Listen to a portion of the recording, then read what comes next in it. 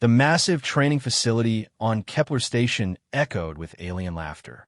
Commander Zarkith, a 7-foot-tall Vorthan with scales that shimmered like oil on water, stood before hundreds of galactic soldiers from dozens of different species. His 4 arms crossed over his chest as he projected holographic footage onto the main screen. "Look at these primitive creatures," Zarkith said, pointing at the images of human soldiers crawling through mud.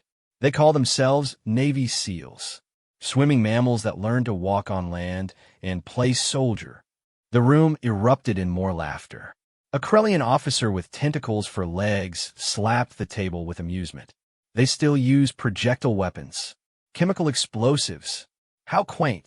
The footage showed SEALs during Hell Week, exhausted men carrying logs above their heads, covered in sand and salt water. To the advanced galactic forces, it looked pathetic. They had plasma weapons, energy shields, faster than light travel. What could these humans possibly teach them? "The Galactic Council insists we include Earth in our military alliance," Zarkith continued, his voice dripping with disdain. "They say humans have unique tactical insights. I say they're centuries behind us. But orders are orders." Tomorrow, 6 of these SEALs arrive for a joint training exercise. Lieutenant Vrex, a crystalline being from the Andromeda sector, chimed in. "Sir, should we go easy on them? I'd hate to break the primitives on their first day." "No," Zarkith smiled, showing 3 rows of sharp teeth. "Let them see what real soldiers look like. Maybe they'll run back to their little blue planet and leave the real fighting to us." The next morning, 6 humans arrived at the docking bay. They looked almost comically small compared to the various alien species gathered to greet them. The leader, Chief Petty Officer Marcus Chun, stood only 6 feet tall. His team consisted of 5 other SEALs: Thompson, Rodriguez, Kowalski, Johnson, and Williams. They wore simple combat fatigues and carried basic gear bags. The aliens whispered among themselves. "No power armor? No enhancement drugs? No cybernetic implants?" These humans looked like they'd stepped out of a history museum. "Welcome to Kepler Station," Zarkith said, not bothering to hide his smirk. "I'm Commander Zarkith, leader of the Galactic Special Operations Division. I trust your journey was comfortable." Chun nodded. "Appreciated the ride, Commander. We're ready to begin when you are." "Excellent. We'll start with a simple exercise. A combat simulation in our training dome. You'll face holographic enemies. Try to survive as long as you can. Our record is 47 minutes, set by my own unit." The SEALs exchanged glances. Rodriguez whispered something to Thompson, who stifled a grin. "Something amusing, human?" Zarkith asked. "No, sir," Thompson replied. "Just ready to get started." The training dome was a technological marvel. A space the size of 3 football fields that could simulate any environment, any enemy, with perfect realism. The galactic soldiers gathered in the observation deck, placing bets on how long the humans would last. The consensus was 5 minutes, tops. The SEALs entered the dome, and Zarkith activated the simulation. The environment shifted to an urban warfare scenario. Ruined buildings, smoke, the sound of distant explosions. Holographic enemies began appearing, armed alien soldiers that would kill with simulated laser fire. "Begin," Zarkith announced.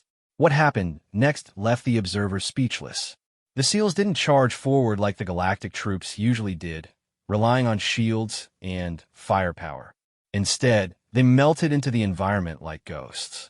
Chun made a series of hand signals, and his team split into 3 pairs, each moving with a fluid precision that seemed almost choreographed. Within seconds, they had identified elevated positions, choke points, and kill zones. Williams and Johnson took overwatch positions with their rifles. Chun and Kowalski moved through the rubble like shadows, using every piece of cover.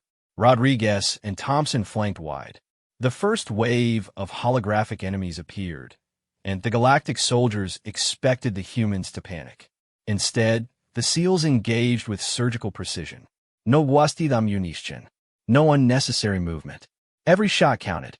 "They're not using the terrain properly," Rex commented. "They're moving too slowly." But then the observers began to notice something strange. The holographic enemies were falling into patterns, being herded into kill zones. The SEALs weren't just fighting, they were controlling the entire battlefield. 20 minutes passed, then 30, then 40. Increased difficulty to maximum, Zarkith ordered, his confidence wavering. The simulation responded. Enemies appeared in greater numbers, with better equipment. The environment became more chaotic. Buildings collapsed. New threats emerged from unexpected angles. The SEALs adapted instantly. Chun barked orders, and the team shifted formation. They used the collapsing buildings to create new barriers. They turned the chaos to their advantage. 47 minutes came and went. The Galactic record fell. 1 hour. The SEALs showed no signs of fatigue. How is this possible? A Thraxian major asked. They have no shields. No enhanced strength. 2 hours. The observation deck had gone silent, except for the sound of the simulation. Their communication, someone whispered. They barely speak, but they move as one unit. 3 hours. Zarkith's scales had turned pale. It wasn't just their tactics. It was something deeper. The SEALs fought with a patience and cunning that the Galactic forces had never seen. They didn't rely on technology. They relied on each other. Every movement had purpose. Every decision considered multiple variables. At the 4-hour mark, Chun raised his fist. The SEALs immediately stopped fighting and took defensive positions. We can continue if you'd like, Commander, Chun called out. But I think we've made our point. Zarkith stood frozen. Around him, the Galactic soldiers murmured in disbelief. For hours, the humans had quadrupled their best record without breaking sweat. In simulation, Zarkith said quietly. As the environment faded back to the empty dome, the SEALs regrouped at the center. They looked exactly as they had when they entered. Calm, collected, ready for more. Chun looked up at the observation deck. So, Commander, what's next? Zarkith found his voice. Ow! You have no enhancements. No advanced weapons. How did you? With respect, sir, Chun replied. You're asking the wrong question. It's not about what we have. It's about how we think. Explain. Chun smiled. Your forces are used to winning through superior technology. When that technology gives you an advantage, why develop other skills? But humans? We've been the underdog our entire existence. We've fought predators with sticks and stones. We've survived ice ages, plagues, and each other. We don't win because we're stronger. We win because we find a way. The Galactic soldiers began to understand. They had become dependent on their advantages. The humans had none, so they had developed something more valuable: adaptability, teamwork, and the ability to turn any situation to their benefit. Tomorrow, Zarkith said slowly, we begin real training. And perhaps we have much to learn. As the SEALs left the dome, Rodriguez finally allowed himself a grin. 4 hours. We could have gone 8. I know, Chun replied. But sometimes the best lesson is the one that leaves them wanting more. The footage of the exercise spread through the station within hours. By evening, every Galactic soldier was talking about it. The humans they had mocked that morning had just revolutionized their understanding of warfare. And this was only the beginning. That night, Zarkith called an emergency meeting of his senior staff.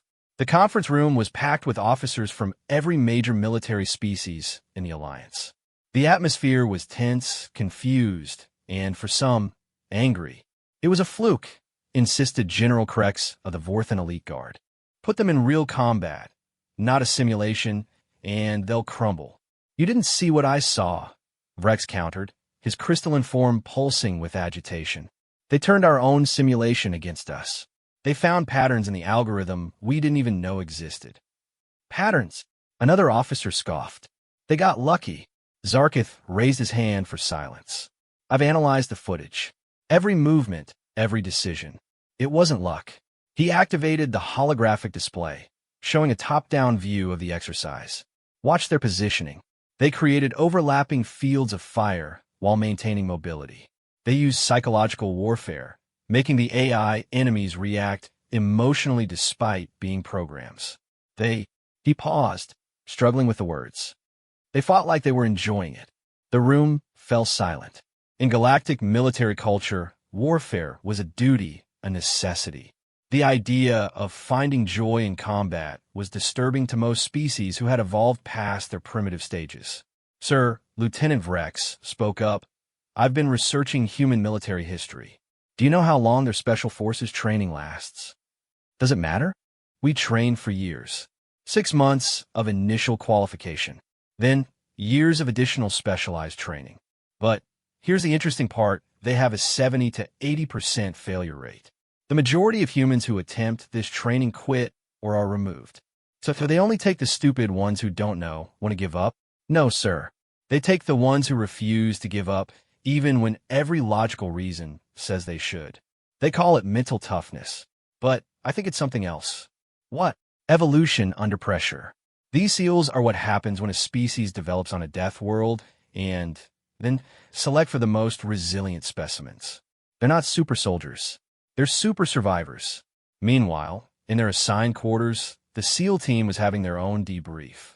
That was almost too easy, Williams said, cleaning his rifle out of habit despite it only firing simulated rounds.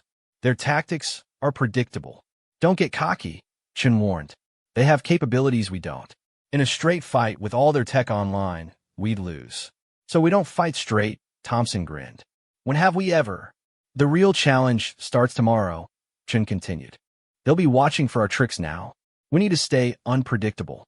Rodriguez, what did you notice about their command structure? Rigid, hierarchical. They wait for orders instead of taking initiative. And they fight as individuals, even in groups. Exactly. Johnson, their technology? Impressive, but they're over-reliant on it. I bet half of them couldn't navigate without their HUDs. Take away their toys, and they're lost. Kowalski. Their physical capabilities vary by species, but most have obvious limitations. The big ones are slow. The fast ones are fragile. The tough ones are predictable. They've specialized so much they've forgotten how to be generalists. Chen nodded. Good observations. But remember, they've conquered star systems. They're not incompetent. They're just comfortable. Our job is to make them uncomfortable. To show them that there's more to warfare than firepower and shields. Think they'll actually learn? Williams asked. Some will. The smart ones. The rest. Chen shrugged. The galaxy's a dangerous place. Better they learn from us than from something worse. Something worse than SEALs? Thompson joked. Chen's expression turned serious. Earth has been preparing for contact with alien life for decades. We always assumed they'd be hostile. These guys are lucky we came as friends. Because if humanity ever goes to war with the galaxy, he didn't need to finish. They all understood. Humans had spent their entire existence fighting impossible odds. If threatened, they wouldn't fight fair. They wouldn't fight honorably. They would fight to win, using every dirty trick, every psychological advantage, every bit of cunning evolution had given them. The galaxy had no idea what it had just invited into its military alliance. The next morning arrived with an unusual tension throughout Kepler Station. Word had spread about the humans' performance, and soldiers from every unit found excuses to pass by the training sectors. Everyone wanted to see if the previous day had been a fluke. Commander Zarkith had spent the night studying human military history. The more he read, the more unsettled he became. These humans had been killing each other with remarkable creativity for thousands of years. When they weren't fighting each other, they were fighting their environment, diseases, and predators. War wasn't just part of their history. It was woven into their DNA. He found Chief Chun in the mess hall, sitting with his team. They were eating standard military rations and appeared to be playing some sort of game with folded paper. Chief Chun, Zarkith approached. I've restructured today's training based on yesterday's performance. Chun looked up, his expression neutral. Looking forward to it, Commander. Today, you'll be training alongside my elite unit. Real cooperative exercises. No more simulations. Sound good. Rules of engagement. Non-lethal weapons only. Training rounds that mark hits with paint. Full tactical gear authorized. Your people okay with us using our own equipment? Zarkith hesitated. He'd seen the humans' gear primitive by galactic standards, but after yesterday, authorized. The training ground was an abandoned sector of the station, converted into a mock urban environment. Zarkith's elite unit, the Void Hunters, were already in position. 12 of the galaxy's finest soldiers, each wearing powered armor and carrying plasma weapons modified for training. The 6 SEALs arrived, carrying their regular equipment, plus some additional cases. The contrast was stark: the aliens in their gleaming, high-tech armor, the humans in simple tactical gear. The exercise is simple, Zarkith announced to both teams. 2 squads enter from opposite ends. Objective is to capture and hold the central command post for 10 minutes. Team with most members standing at the end wins. Cooperative exercise? Thompson muttered. This is going to be a fight. Play nice, Chen warned quietly. We're here to teach, not humiliate. The Void Hunters took their positions at the north entrance. Their armor's HUDs lit up with tactical data, motion sensors, heat signatures, and predictive targeting algorithms. They moved in perfect formation, weapons at ready. The SEALs entered from the south. No fancy displays, no powered assistance. Just 6 humans with rifles, radios, and decades of combined experience. Movement, Sector 7. Void Hunter threats reported. 6 signatures advancing slowly. Too slowly, another added. They're being cautious. Afraid. Zarkith, watching from the command center, wasn't so sure. The human's movement seemed deliberate, purposeful. Sir, his tactical officer pointed at the screen. The humans, they're not heading for the objective. Indeed, the SEALs had split into 3 teams and were moving away from the central command post, taking positions throughout the building. They're giving up the objective? General Krex laughed. Cowards! But Chen's voice crackled over the radio they were monitoring. Positions set. Remember, we're not trying to win. We're trying to teach. Let them have the center. The Void Hunters reached the command post without opposition. They set up defensive positions, confident in their victory. Too easy, Frex muttered. Where's the challenge? That's when the lights went out. Emergency lighting kicked in a second later, but the damage was done. In that moment of darkness, things had changed. Motion sensors showed nothing. Thermal readings were scrambled. Their HUDs flickered with interference. What's happening? Someone yelled. The humans, Zarkith breathed. They're not trying to take the objective. They're hunting. The first Void Hunter fell without a sound. A training round to the neck joint of his armor. The one spot their protection was weakest. He didn't even see where it came from. Contact. Sector 3. Another Void Hunter spun, firing wildly. His shots hit nothing but walls. Negative movement in Sector 5. I've got thermal signatures everywhere. Chen's team had scattered infrared strobes throughout the building, creating false heat signatures. They'd used the ventilation system to move smoke canisters, obscuring vision. Simple tricks, but devastatingly effective against troops who relied on technology to see. The second Void Hunter fell to a shot from above. Kowalski had somehow gotten into the ceiling infrastructure, moving through spaces the larger aliens couldn't fit. Form defensive circle, Frex ordered. Overlapping fields of fire. It was textbook tactics for the Void Hunters. It would have worked against any conventional enemy. But the SEALs weren't conventional. Rodriguez and Thompson had infiltrated the subfloor maintenance tunnels. They emerged behind the defensive circle, taking out 2 more Void Hunters before disappearing again. They're like ghosts, a panicked voice reported. No, Zarkith said quietly, watching the tactical display. They're like predators, patient, calculating. They turned the entire building into their hunting ground.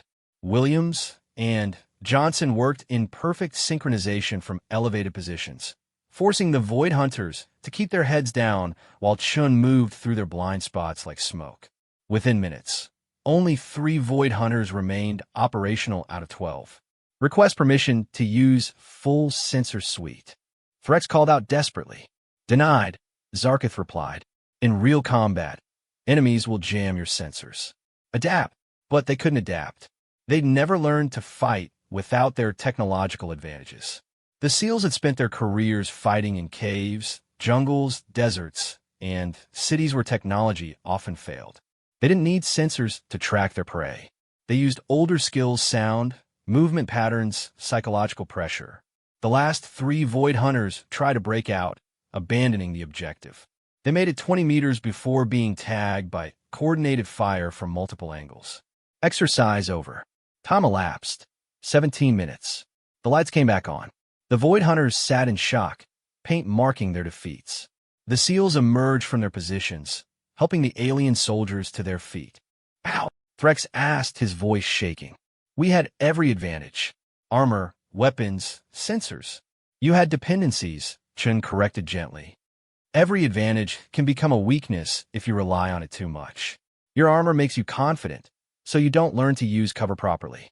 Your sensors tell you everything, so you stop using your other senses.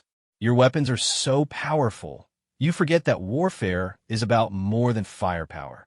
But the darkness, the false signatures. Basic electronic warfare, Williams explained. We assumed you'd have countermeasures.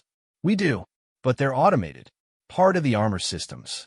And when those systems fail, the Void Hunters had no answer. Zarkith entered the training ground, his expression unreadable. Void Hunters, debrief room. Now, as his soldiers filed out, he turned to Chun. That was educational. Commander, we're not here to embarrass anyone.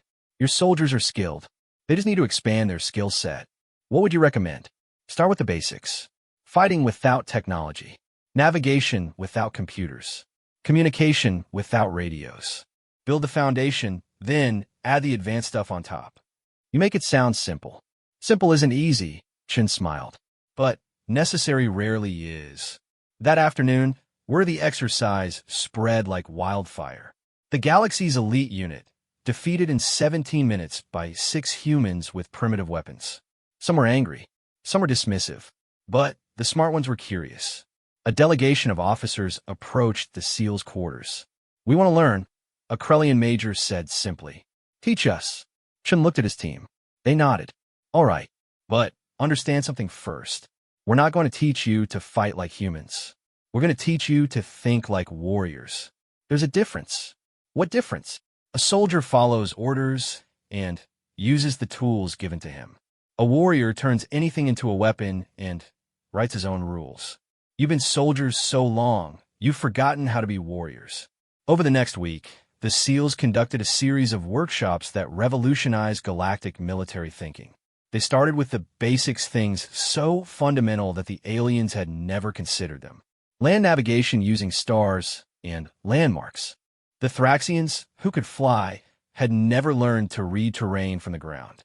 The aquatic Bendathi had never considered how to track movement through sand and soil. Improvised weapons and explosives. The galactic forces were stunned to learn that humans could create deadly devices from cleaning supplies and kitchen items. Why would you need to know this? General Krex asked, horrified. Because the enemy might take your weapons, Thompson explained. Or you might be behind enemy lines with no resupply. Or you might be a civilian force to defend yourself. Knowledge is a weapon that can't be taken away. Communication without technology proved the most challenging. The SEALs demonstrated hand signals, light signals, even how to communicate through deliberate movements and timing. This is inefficient, Rex complained. Our neural links are instantaneous. Until they're jammed, Johnson countered, or hacked, or you're captured and they're used against you. Every system you depend on is a potential point of failure. But the most impactful lessons weren't about tactics or techniques. They were about mindset. Rodriguez taught a class on psychological warfare. Every enemy has fears. Learn them. Use them. Make them doubt themselves before the fighting even starts. That seems dishonorable, a young Vorthan officer said. Dead soldiers don't worry about honor, Rodriguez replied bluntly. And live ones get to protect what matters. Williams demonstrated escape and evasion techniques. The galactic forces had always relied on rescue beacons and extraction teams. The idea of spending weeks behind enemy lines, living off the land, moving only at night, was foreign to them. Humans are persistence hunters, Williams explained. Our ancestors would chase prey for days until it collapsed from exhaustion. That mentality never left us. We don't need to be the fastest or strongest. We just need to outlast you.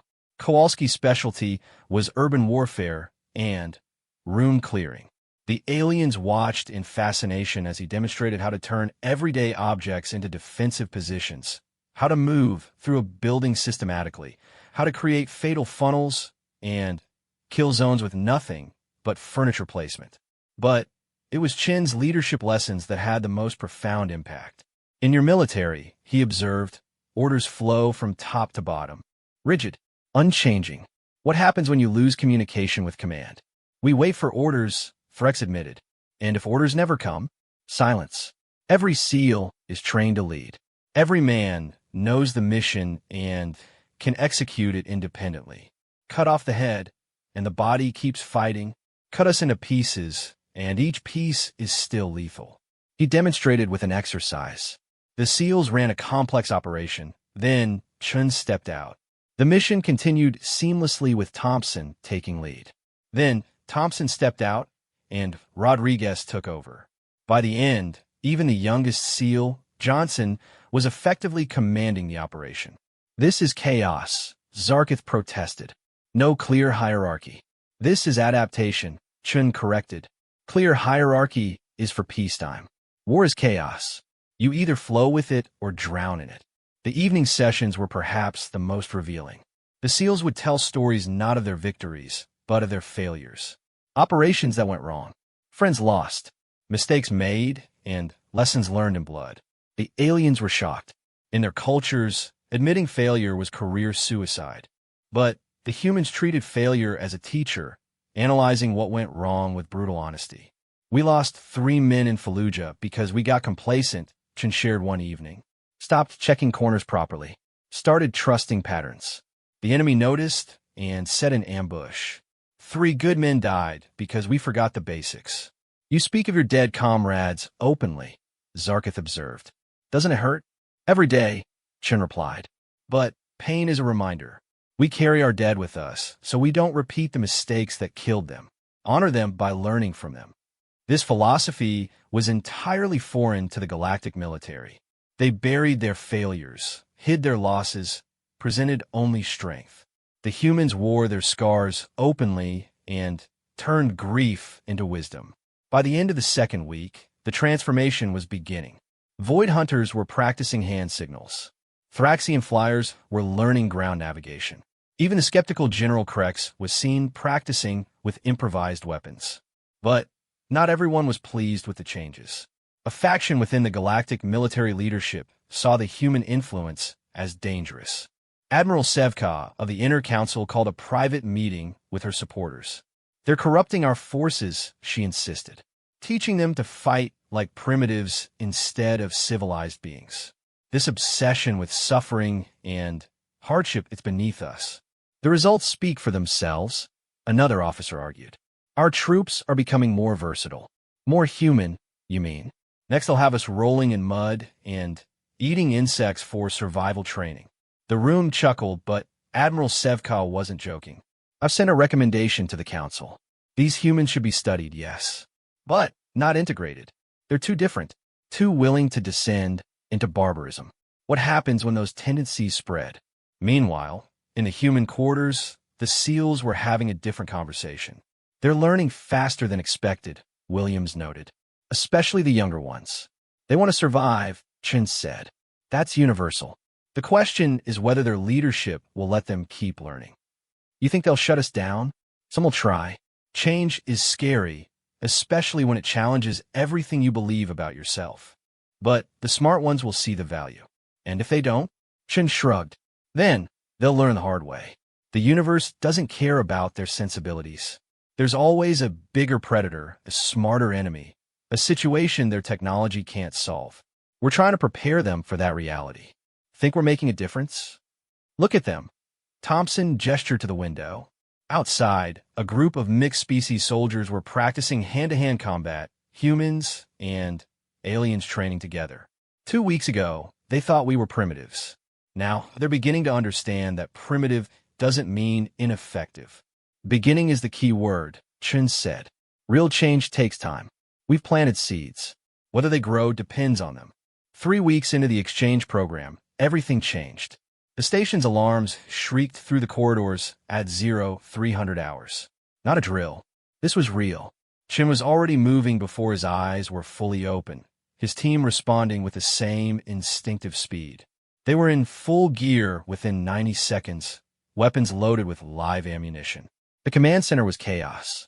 Officers shouted over each other. Tactical displays showed red warnings across multiple sectors. Commander Zarkith stood at the center, trying to maintain order. "Report," he bellowed. "Ketek Raiders, sir. 3 ships came out of hyperspace on top of us. They've breached sectors 7 through 12. Estimate 200 boarders, maybe more. The Ketek were the galaxy's nightmare pirates, slavers, and utterly ruthless. They hit stations and colonies like hurricanes, taking what they wanted and leaving devastation behind. Deploy all units. Protect the civilian sectors." Chen approached quietly. "Commander, my team is ready to assist." Zarkith barely glanced at him. "This is real combat, human, not a training exercise. We understand. What do you need us?" Before Zarkith could answer, another alarm sounded. "Sir, they've taken Environmental Control Center. They're venting atmosphere in Sector 9. That's the refugee quarter," someone whispered. 3,000 civilians. Zarkith's scales went pale. Environmental control was 5 decks down, through territory the Ketek now controlled. His forces were scattered, responding to multiple breaches. "I need a unit to retake environmental control," he announced. "Who's closest?" "Void Hunters are engaged in Sector 7. Heavy resistance. 3rd Battalion is protecting the power core." "Everyone's engaged, sir." Chun stepped forward. "We'll take it." The command center went silent. 6 humans against unknown numbers of the galaxy's most feared raiders? "Chief Chun, I appreciate the offer, but Commander, people are dying. We can reach environmental control through maintenance shafts your people can't fit through. Give us the layout and clearance codes. We'll get it done." Zarkith looked at the tactical display. Civilian casualties were mounting every second he delayed. "Do it," he said quietly. Then louder, "Give them everything they need." The SEALs gathered around a holographic display as a technician rapidly explained the route. "Ketek Raiders are heavily armed," Zarkith warned. "Energy weapons, personal shields, and they're all augmented. Stronger, faster, and they enjoy killing." "Understood," Chen said. "We need one thing from you. Can your people create a distraction in Sector 8? Just enough to pull some defenders away from environmental." "I'll make it happen." The SEALs vanished into the maintenance systems like water down a drain. The command center watched their progress on internal sensors, 6 small dots moving through spaces that shouldn't have been navigable. In the shafts, the team moved in complete silence. The metal groaned under their weight, but they distributed it carefully, using techniques learned in 100 infiltrations. Rodriguez whispered into his throat mic, "Eyes on environmental. Count 12 hostiles. No, 14. Mixed species. Heavy weapons." Through a ventilation grate, they could see the Ketek. They were everything Zarkith had warned bipedal nightmares of bioengineering and cybernetics. 7 feet tall minimum, covered in armor that looked grown rather than worn. Their weapons glowed with lethal energy, and they were enjoying themselves. One was using a console to systematically vent atmosphere from civilian areas, laughing at the life sign readings as they flatlined. "Positions," Chun breathed. The team spread through the shaft system, each finding an angle. No words needed. They'd done this dance before. Thompson quietly placed breaching charges on key panels. Williams and Johnson lined up shots through ventilation grates. Rodriguez prepared flashbangs modified with magnesium cores brighter than any species' eyes could handle. Chun counted down on his fingers. 3, 2, 1. The world exploded. Breaching charges blew out 6 panels simultaneously. Flashbangs turned the room into a supernova of light. The SEALs dropped from the ceiling like avenging angels, firing before they hit the ground. The Ketek's shields were designed for energy weapons. The SEALs were using armor-piercing rounds that treated the shields like tissue paper. 4 raiders dropped in the first second, neat holes in their skulls. The others roared, trying to bring their weapons to bear, but the humans were already moving. This wasn't the careful, measured combat of the training ground. This was violence refined to its purest form. Every motion designed to kill. No wasted movement. No mercy. Kowalski put 3 rounds through a raider's knee joint, dropping him, then finished him with a shot to the head. Chun moved through the chaos like a dancer, his rifle an extension of his will. Williams and Johnson worked in perfect synchronization, one suppressing while the other eliminated. A Ketek warrior, bigger than the rest, charged Thompson. Augmented muscles propelled him forward at inhuman speed. Thompson sidestepped, using the alien's momentum against him, and put 6 rounds into his spine as he passed. Another tried to use a hostage, grabbing a technician who'd been forced to operate the environmental controls. Rodriguez's shot took out the Raider's eye and brain before he could complete the human shield maneuver. In 43 seconds, it was over. 14 Ketek Raiders, some of the most feared warriors in the galaxy, lay dead. The SEALs immediately moved to secure the room and reverse the atmospheric venting. Environmental control secured, Chen reported, restoring atmosphere to all sections. In the command center, stunned silence greeted the announcement. On the tactical display, the dots representing the SEALs were still green. All 6 alive and operational. Ow! Someone whispered. But there was no time for questions. The Ketek weren't done. Sir, a sensor operator called. The Raiders are converging on environmental control. They know they've lost it. Estimat 50 plus hostile Zambund. 50. Zarkith turned to the display. Chun, evacuate immediately. We'll send reinforcements. Negative, Commander. If we leave, they retake it, and civilians die. We hold. 6 against 50? That's suicide. That's the job. The SEALs worked with practiced efficiency. They turned the Environmental Control Center into a fortress. Desks became barricades. Doorways became kill zones. Every approach was covered by overlapping fields of fire. Johnson, Williams, take the high ground. Kowalski, you got our 6. Rodriguez, Thompson, you're with me on the main entrance. They distributed ammunition, checking loads. Each man had maybe 300 rounds. Against 50 enemies, the math wasn't good. Remember Amati? Thompson asked, checking his rifle. Which time? Rodriguez grinned. The bad time. They were all bad times. The first wave hit 2 minutes later. 20 Ketek warriors charged down the main corridor, screaming war cries, weapons blazing. Energy bolts turned the air incandescent. The SEALs waited until they were in the kill zone, then opened fire. Disciplined, controlled bursts. Every shot aimed. The corridor became a charnel house. Bodies piled up, creating obstacles for those behind. But more came. Always more. Reloading. Williams called, dropping an empty magazine. Covered. Johnson seamlessly took over his sector. A breaching charge detonated on a side entrance. Kowalski was already positioned, cutting down the first 3 raiders through the gap. But the 4th got through, diving behind cover. Chun rolled a grenade with practiced ease. The raider tried to dive away, but wasn't fast enough. The explosion painted the walls with alien blood. They're trying to flank through maintenance. Rodriguez warned. Thompson, mines in shaft C. Williams shift left. The battle raged for 20 minutes that felt like hours. Wave after wave of Ketek threw themselves at the human position, and wave after wave died. The SEALs fought with a cold precision that was terrifying to witness. They communicated in shorthand, adjusted positions instinctively, covered each other's reloads without being asked. 6 men had become a single organism dedicated to dealing death.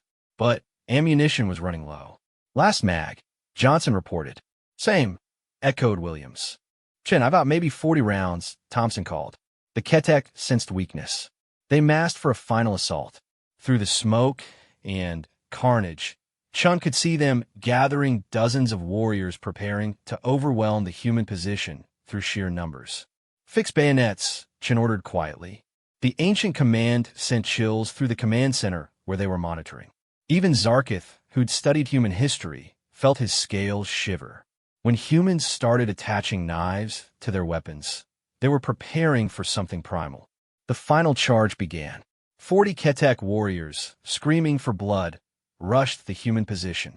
The SEALs fired their last rounds, each shot carefully placed. Raiders fell, but not enough. Not nearly enough. The first warrior to reach the barricades met Thompson's bayonet through his throat. Chun smashed his rifle, but into another skull, then spun to get a third. The neat, precise warfare devolved into brutal close combat.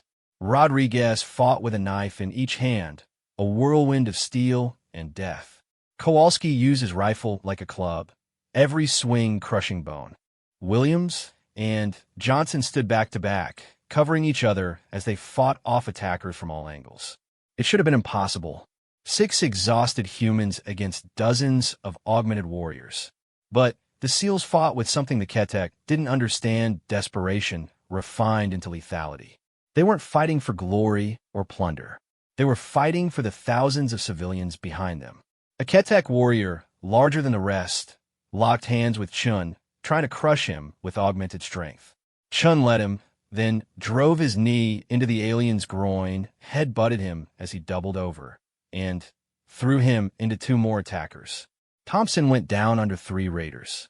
Rodriguez and Kowalski immediately moved to cover him, their blades painting arcs of death until Thompson could regain his feet, bloodied but alive. And then suddenly it was over. The last Ketek warrior fell to Williams' knife, gurgling his life out on the deck. The environmental control center looked like a slaughterhouse. Bodies carpeted the floor. The walls were painted with blood of a dozen different colors. The 6 SEALs stood among the carnage, breathing hard, covered in blood, most of it not their own. They were battered, exhausted, some wounded but alive. All 6 still standing. Environmental control remained secure, Chen reported, his voice steady despite the blood running down his face from a scalp wound. Request medical for my team and cleanup crews for the mess. In the command center, hardened soldiers who'd seen combat across the galaxy stood in absolute silence. They'd just witnessed something that shouldn't have been possible. Void Hunters report Sector 7 clear, someone said quietly. 3rd Battalion has secured the power core. Station defense forces are mopping up remaining resistance. The humans held environmental control for 23 minutes, Zarkith said, his voice barely above a whisper. 6 of them killed 63 Ketek raiders. 63. The footage would be analyzed for years. Every military academy in the galaxy would study it. How 6 primitives with projectile weapons had held off a force 10 times their size and won. But in the moment as medical teams rushed to the Environmental Control Center, one fact stood out above all others. Not a single civilian had died after the SEALs took their position. 3,000 lives saved by 6 men who refused to yield. The medics found the SEALs calmly treating each other's wounds, cataloging ammunition expenditure, and already discussing improvements to their defensive positions. For next time, Thompson explained to a bewildered medic who was trying to treat a knife wound in his shoulder.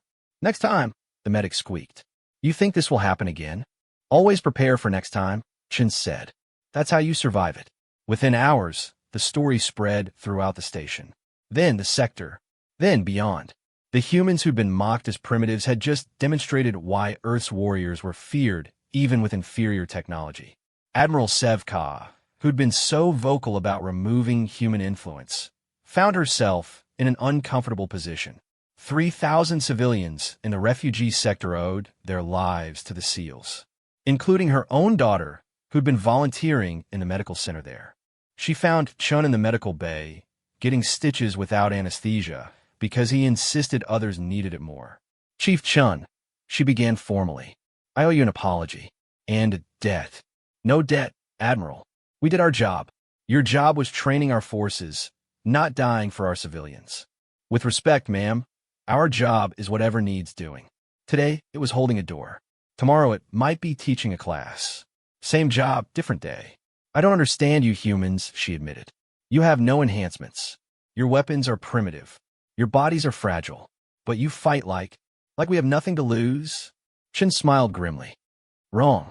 We fight like we have everything to lose. Those civilians. Your station. Our reputation. When you fight with that mindset, the how doesn't matter as much as the why. That night, Zarkith called another meeting. This time, there were no dissenting voices when he announced the expansion of the human training program. They held, he said simply. 6 humans with primitive weapons held against odds that would have broken any of our units. We need to learn what they know. Not just their tactics, but their spirit. General Krex, who'd been among the strongest skeptics, stood. I volunteer my battalion for full human-style training. Whatever it takes. Others followed. Within minutes, there was a waiting list. The SEALs, meanwhile, were dealing with their own aftermath. They sat in their quarters, cleaning weapons and reviewing the engagement. Could have gone better, Williams said, examining his empty magazines. Burned through ammo too fast in the initial engagement. Room design was suboptimal for defense, Kowalski added. Next time we need better positioning of obstacles.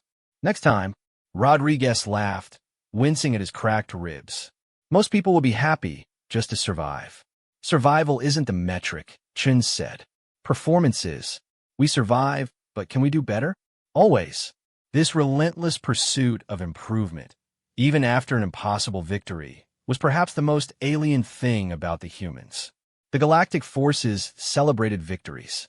The humans analyzed them for flaws.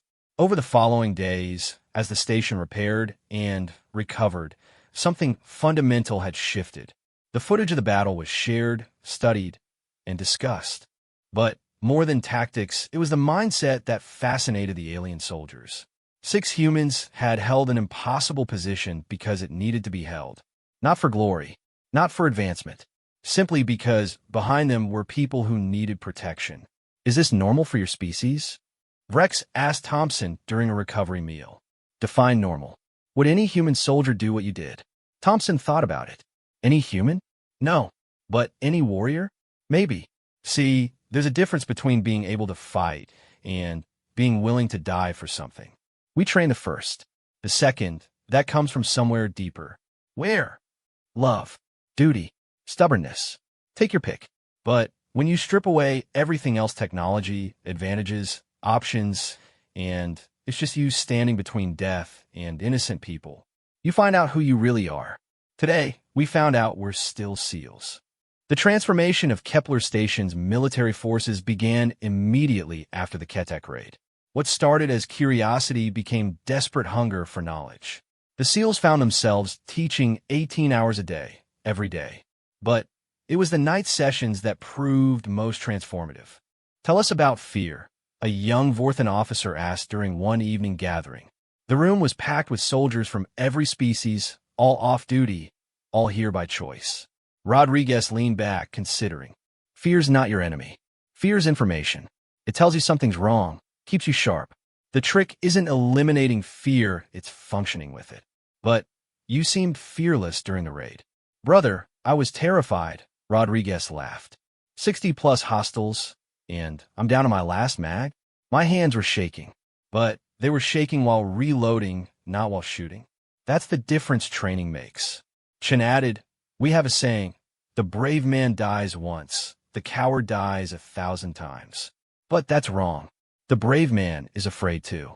He just does what needs doing anyway. These philosophical discussions were changing how the galactic forces thought about combat. They'd always viewed warfare as a science. The humans treated it as an art. 3 days after the raid, an emergency council was called. Not for another attack, but for a demonstration. Commander Zarkith had convinced the Galactic Military Council to observe the human training methods firsthand. The council members, 12 representatives from the major military powers, arrived, expecting to see advanced techniques or secret technologies. Instead, they found the station's soldiers doing push-ups in the cargo bay. This is the revolutionary training? Counselor Drex of the Andromedan fleet asked, his 6 eyes blinking in sequence. Physical exercise? Watch, Zarkith said simply. The mixed unit of humans and aliens was 4 hours into PT. The galactic soldiers were exhausted, their various physiologies pushed to limits. But they kept going, motivated by the 6 humans who moved among them, encouraging, correcting, never stopping. Failure is in your mind, Johnson called out. Your body can take more than you think. Push past the voice that says quit. A Thraxian soldier collapsed, his wings trembling with exhaustion. Thompson immediately knelt beside him, not to let him quit, but to show him a modified position that worked better for his anatomy. Every species has different limits, Thompson explained. But everyone has limits. The point isn't to break you. It's to show you where your real boundaries are, not where you think they are. The council watched for 2 hours. They saw soldiers from different species helping each other, pushing each other, refusing to let teammates fail. By the end, exhausted troops were carrying each other to finish exercises, species that had barely cooperated before now functioning as a unit. It's not about the exercise, Chen explained to the council later. It's about shared suffering, creating bonds. When you've pushed through hell together, you trust each other. When you trust each other, you fight as one. This seems primitive, Counselor Drex said carefully. War is primitive, Chen replied. You could dress it up with technology, but at its core, it's about who breaks first. We're teaching them not to break. The real test came 2 weeks later. Intelligence reported another Ketek fleet massing near the outer colonies. This time, it wasn't a raid, it was an invasion force. 300 ships, the briefing officer reported. Estimated 40,000 warriors. They're targeting Kepler colony. 8 million civilians. The room was silent. The Galactic fleet could muster maybe half that number in time. And ship for ship, the Ketek were often superior in close combat. We need every advantage, Admiral Sevka said. She turned to Chun. Your people have been training our forces. Are they ready? Some are. Not all. Change takes time. We don't have time. The Ketek arrive in 72 hours. Chun exchanged glances with his team. Then, we accelerate the learning curve. Commander, I need volunteer units. The most motivated troops you have. We'll give them a crash course in human warfare. What do you mean? We're going to teach them to be SEALs. Compressed timeline. It'll be brutal. Do it. What followed was 48 hours of the most intensive training the galaxy had ever seen. The SEALs took 300 volunteers and put them through a condensed version of their own training. Sleep deprivation, stress positions, impossible tasks designed to breed teamwork, combat drills until muscle memory overwrote conscious thought. But most importantly, mental conditioning. You will suffer, Chin told them at the beginning. You'll want to quit. Your body will scream. Your mind will beg. But on the other side of this pain is the ability to protect what matters. Embrace the suck. Vrex, the crystalline lieutenant who'd become one of their most dedicated students, asked, "What does embrace the suck mean?" "It means accepting that this will be miserable," Williams explained. "Stop fighting the discomfort. Accept it. Live in it. Once you stop wasting energy on wishing it was easier, you can focus on getting through it." They trained in boarding operations, teaching the mixed species units to work together in close quarters. They drilled room clearing until teams could flow through spaces like water. They practiced communication under stress, hand signals when words failed, understanding through shared experience. The Ketek fight as individuals, Kowalski explained during a tactics session. Even in groups, they're just individuals who happen to be near each other. You'll fight as one organism with multiple bodies. They won't know how to handle that. The night before deployment, Chun found Zarkith standing at an observation window, watching the fleet prepare. 300 ships, Zarkith said quietly. It's not enough. Numbers aren't everything. You humans, always so confident. Where does it come from? Chun was quiet for a moment. Desperation originally. We evolved on a world trying to kill us. Everything was stronger, faster, had better natural weapons. So we got clever. We got stubborn. We got mean when we had to be. And, most importantly, we learned that the fight's not over until you stop breathing. And sometimes not even then. You've been reading our history. Your medics have something called CPR, literally bringing the dead back to fight again. Only humans would look at death and say no, not yet. The fleet launched at 0600. 300 ships carrying the best the galaxy had to offer, plus 6 human SEALs distributed across key command vessels as advisors. Chen was aboard Zarkith's flagship. The plan was simple in concept, complex in execution. They would intercept the Ketek fleet before it reached the colony, but not in the traditional line-of-battle formation the galaxy favored. Disperse formations, Chen had argued. Wolfpack tactics. Hit and run. Make them chase you. Spread them out. It went against every principle of galactic naval doctrine, which emphasized mass firepower and protective formations. But the officers trained by the SEALs understood. This wasn't about winning a clean victory. It was about survival through any means necessary. The fleets met at the edge of the Kepler system. The Ketek came in their traditional formation, massive dreadnoughts surrounded by smaller raiders, a hammer ready to smash through any defense. The Galactic fleet scattered. What are they doing? The Ketek commander, watching from his throne of bones, was baffled. They flee before we even engage. But they weren't fleeing. They were hunting. Small groups of ships, led by officers who'd absorbed the human lessons, began hitting the Ketek formation from every angle. They'd strike, cause damage, and disappear before the larger fleet could respond. Death by 1,000 cuts. On the flagship, Chun coordinated with units across the fleet. The compressed training was showing results. Mixed species teams worked together with new efficiency. Ships that would normally never coordinate were operating in perfect synchronization. Void Hunter Squadron, execute Ramadi 3, Chun commanded. The squadron, led by the humbled but now devoted Threx, performed a maneuver they'd learned just days ago. They appeared to retreat in disorder, drawing a Ketek battle group into pursuit. At the precise moment, they reversed, catching the pursuers in a crossfire with 2 other units that had been waiting in ambush. How do they know where we'll be? A Ketek warrior screamed as a ship was torn apart. They knew because the humans had taught them to think like predators, to see patterns, to create traps not with technology, but with psychology. The battle raged for hours. The Ketek had superior numbers and firepower, but they were fighting ghosts. Every time they massed for a decisive blow, the Galactic fleet melted away, only to reform and strike from another angle. But the Ketek were learning too. They began to adapt, using their own raiders to protect the flanks of larger ships. The casualty rates on both sides mounted. We're losing too many, Admiral Sevkar reported.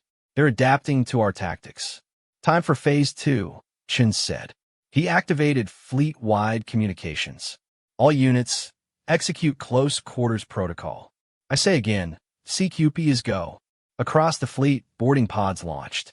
But these weren't the traditional galactic boarding parties. These were teams trained by the SEALs, carrying projectile weapons along with energy arms, equipped with breaching charges and flashbangs, and, most importantly, carrying the human mindset. The Ketek were not prepared for what hit them. Boarding combat in galactic warfare was usually a formal affair. Attackers and defenders meeting in corridors, exchanging fire until one side withdrew or was eliminated. It was almost civilized. The SEAL-trained teams fought like demons. They breached from unexpected angles, cutting through holes where the Ketek didn't even have defenders. They used the ship's own systems against them, venting atmosphere to create pressure differentials, overloading lights to cause strobing effects that disoriented the defenders. Vrex led one of the assault teams. As they breached a Ketek dreadnought, he remembered William's words, violence of action. Hit so hard, so fast, they don't have time to think. Make them react to you, never the reverse. His team, 12 soldiers from 6 different species, moved through the ship like a plague. They didn't try to hold territory. They destroyed critical systems, eliminated key personnel, and moved on. Hit and run on a micro scale. Engineering secured, Vrex reported. Charges set. Moving to secondary target. Across the enemy fleet, similar reports came in. The Ketek, for all their individual prowess, couldn't handle coordinated teams that fought with unified purpose and human-taught savagery. But it was on the Ketek flagship that the real lesson was learned. Kowalski and Thompson had infiltrated with the strike team, their target the enemy command center. They moved through ducts and maintenance ways that the Ketek, in their arrogance, hadn't thought to defend properly. Remember, Kowalski whispered to his team, "We're not here to fight fair. We're here to win." They breached into the command center using a combination of explosives and chemical smoke that confused the Ketek's enhanced senses. In the chaos, Thompson put a bullet through the viewport, causing explosive decompression that sucked 2 guards into space before emergency shields activated. The Ketek commander, massive even by their standards, rose from his throne. "You dare board my ship with such small numbers? I'll wear your bones." Probably, Thompson agreed, then shot out the lights. In the darkness, augmented by human-supplied night vision that the mixed team wore, they picked apart the Ketek command staff with surgical precision. The commander, relying on his natural night vision, found it overwhelmed by infrared strobes the humans had brought. "Impossible," he roared, swinging blindly. "We are superior." Superior is relative, Kowalski said, putting 3 rounds through the commander's knee, dropping him. We just changed the context. With their flagship compromised and their commander captured, the Ketek fleet wavered. They'd never experienced defeat like this: coordinated, psychological, utterly ruthless. The prey had become predators, and they didn't know how to handle it. All Ketek vessels. Chun broadcast from Zarkith's flagship, using the captured commander's codes. Your leader is taken. Your ships are compromised. You have 2 choices: withdraw now or face complete annihilation. You have 60 seconds to begin retreat. They won't run, Admiral Sevkos said. Ketek never retreat. They've never faced humans before, Chun replied. Zarkith have our ships execute fallback pattern Delta, but keep weapons locked. The Galactic fleet pulled back in apparent retreat, but maintained perfect targeting solutions. To the Ketek, it looked like fear. In reality, it was a predator giving prey one chance to escape. Pride warred with survival in the Ketek fleet. They'd lost a third of their ships, their flagship was compromised, and these supposedly inferior species had outfought them at every turn. At 58 seconds, the Ketek fleet began to turn. They're withdrawing, someone whispered in disbelief. Maintain positions, Chun ordered. Let them go, but stay ready. Thompson, status on the flagship? Secure, Chief. We got their commander and their database. Intelligence goldmine. As the Ketek fleet retreated into hyperspace, a cheer went up across the Galactic fleet. They'd done the impossible, defeated a superior force through tactics, teamwork, and sheer determination. But in the aftermath, as ships reported in and casualties were counted, the real transformation was evident. The Galactic forces hadn't just won a battle. They learned to think like humans. Casualty report, Zarkith requested quietly. 18 ships lost, 32 damaged. Estimated 3,000 Kia. It was a fraction of what traditional tactics would have cost them. But Chun could see each loss weighed on Zarkith. Every life matters, Chun said. That's why we fight like we do. Not because we don't value life, but because we do. Those 3,000 saved 8 million. Their sacrifice meant something. The Ketek will be back, Admiral Sevkon noted, with larger numbers. Let them come, Vrex said from the communication screen, his crystalline form still scarred from the boarding action. We're not the same military they face today. We're something new. What are we? Someone asked. Chun smiled grimly. You're warriors now, not just soldiers. Warriors. And that makes all the difference. The victory at Kepler became a turning point in galactic history. Not because of the battle itself, but because of what it represented. The galaxy's civilized species had learned they could be more than their technology. They could be predators when they needed to be. They could embrace the primitive to defeat the savage. But perhaps the most important change was in how they viewed the humans. No longer were they seen as primitives playing soldier. They were recognized as what they truly were: the apex predators of a death world, who had turned survival into an art form and warfare into a science. And they were teachers, willing to share their hard-won knowledge with any who had the courage to learn. You realize what you've done, Zarkith said to Chun as they watched repair crews work on damaged ships. You've changed us.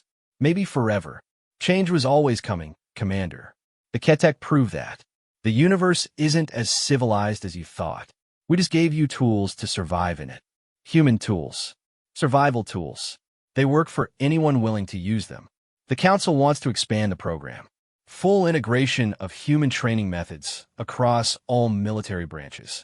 We're 6 people. We can't train everyone. No, but you could train trainers. Create a cadre who can spread the knowledge. Will you stay? Chun looked at his team, saw their nods.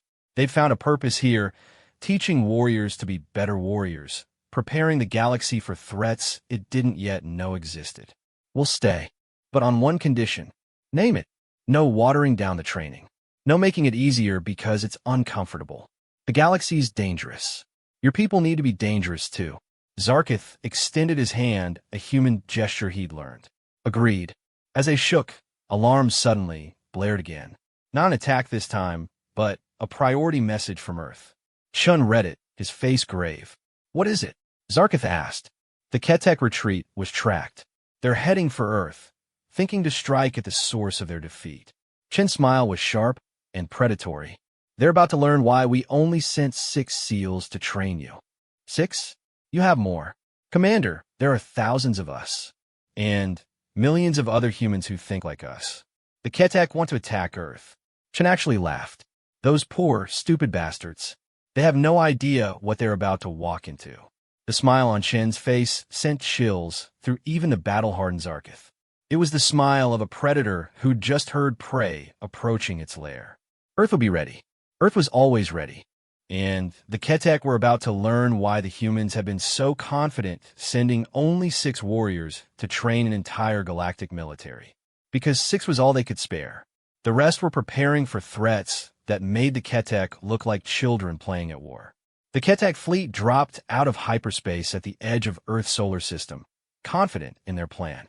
Strike at the human homeworld, eliminate the source of these new tactics, and restore their reputation as the galaxy's most feared raiders.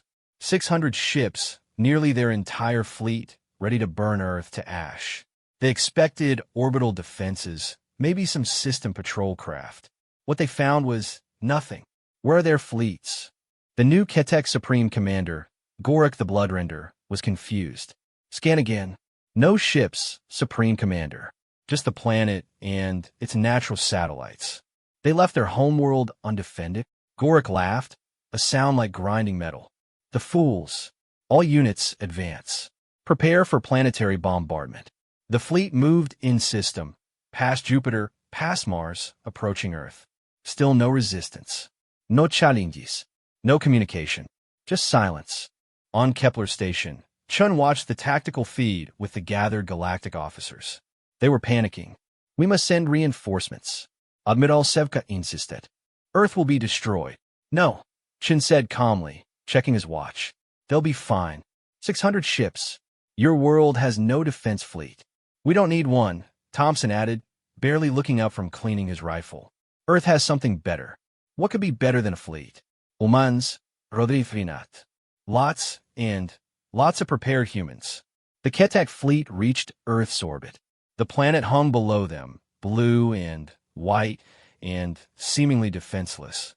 Gorik ordered scanning for military installations to target first. That's when a moon spoke. Welcome to Earth space. A pleasant female voice broadcast on all channels.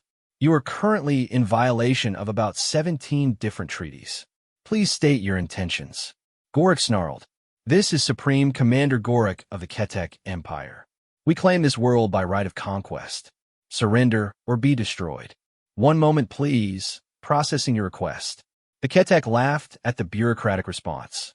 Humans and their procedures, even in the face of death. Request denied. The voice continued cheerfully. Counterproposal. Leave immediately or face defensive measures. Defensive measures? Gorik roared. You have no fleet.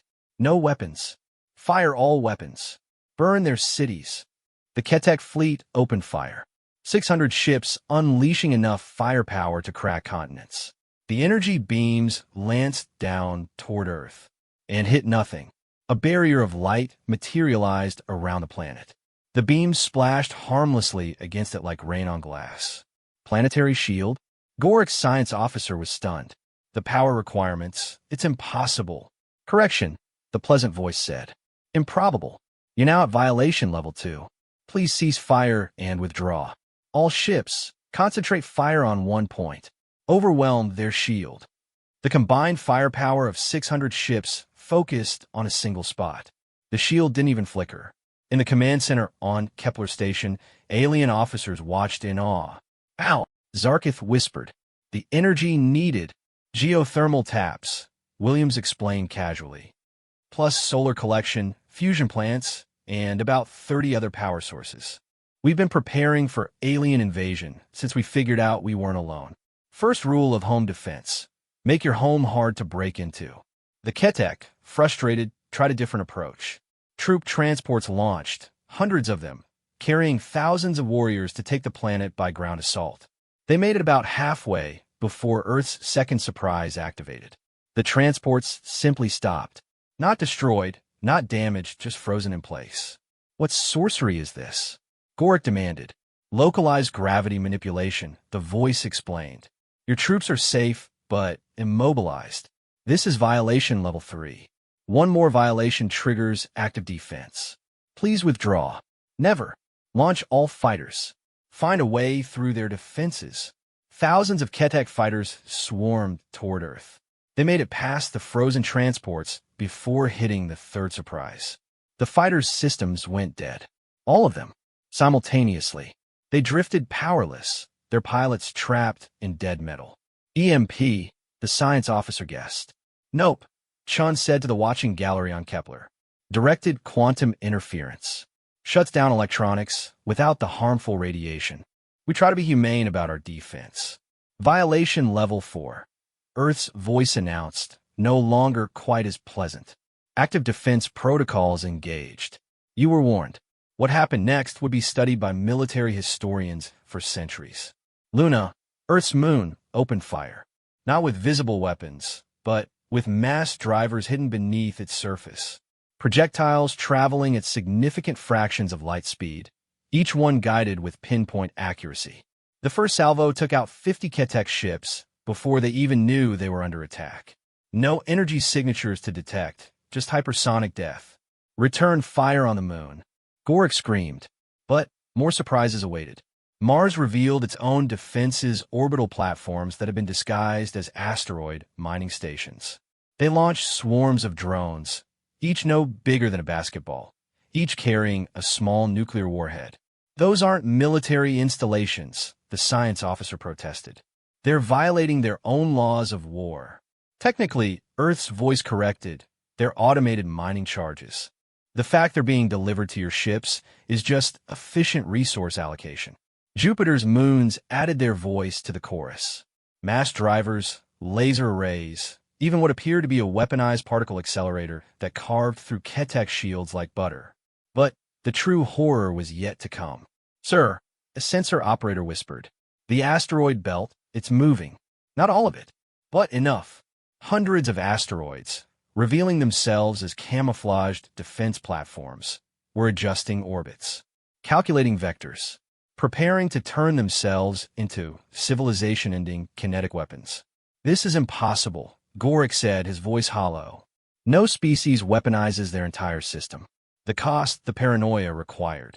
Not paranoia, Chen said quietly on Kepler, knowing his words were being recorded. Preparation. Every human grows up knowing the universe is dangerous. We hoped for peace, but prepared for war. The Ketek fleet was being carved apart. Precise, surgical strikes, eliminating ship after ship.